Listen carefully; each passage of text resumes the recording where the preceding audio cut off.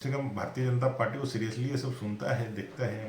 बंटी और बबली की जोड़ी मैंने सबसे पहले कहा था कि भाई बंटी 2019 में लोगों को ठगने के लिए स्कीम लेके निकला था। 2024 में बबली भी साथ में हो गया। बंटी 2019 में पलामू गया और कहा कि भाई पलामू को उपराजधानी बनाएंगे। बबली 2024 में गढ़वा गई, गढ़वा को उपराजधानी बनाएगी। ना पलामू उपराजधानी बना, ना गढ़वा उपराजधानी बनेगा। तो ये दोनों बंटी बबली मिल करके पूरे झारखंड प्रदेश को बर्बाद करने पे और फिर ठगने के लिए निकल पड़े हैं। जहां तक रह गई चुनाव के और चुनाव कराने की संस्था, संवैधानिक संस्था, ऑटोनोमस संस्था, उसके विषय में तो ये इनका एक फ्रस्ट्रेशन निकालने का, हार नहीं स्वीकार करके, हार के कारणों का विश्लेषण नहीं करके, ये सीधे तौर पर जो संस्थाओं है उन पे प्रश्न चिन्ह उठाते हैं। अभी हरियाणा का चुनाव हुआ, हरियाणा के चुनाव में पूरा फील गुड में थे, जिनकी सरकारें आ रही थी, सर्वे बता रहा था, सब लोग ऐसा कह रहे थे साथ आएगा, सुपड़ा साफ हो जाएगा। लेकिन चुनाव में जनता ने भारतीय जनता पार्टी का साथ दिया है। इनका पूरा मायाजाल, इनका मोहजाल को उन्होंने ध्वस्त कर दिया।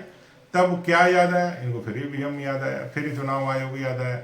चुनाव आयोग ने उस दिन कहा कि जब हमारा काउंटिंग 8:30 बजे से प्रारंभ हुआ तो कैसे मीडिया ने और बाकी सोशल मीडिया ने 8 बजे से रुझान दिखाना चालू कर दिया।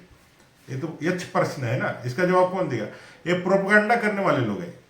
और जब संविधान में यह सहूलियत दी है, संविधान ने जब यह ताकत दी है किसी को कि भाई चुनाव के तिथि के 6 महीने आगे या 6 महीने पीछे यह अधिकार रहेगा चुनाव आयोग का चुनाव कराने का, सभी चीजों को दृष्टिगत रखते हुए, तब फिर आप इस तरह के प्रश्न, आपको याद है जब जेल से निकल रहे थे तो आपसे जब प्रश्न पूछा गया था कि भाई चुनाव से आप क्या चाहते हो, तो क्या कह रहे थे ताल ठोक करके? अभी चुनाव हो जाए हम तैयार हैं। और अभी चुनाव आया तो सिटी पिटी गुम हो जा रही।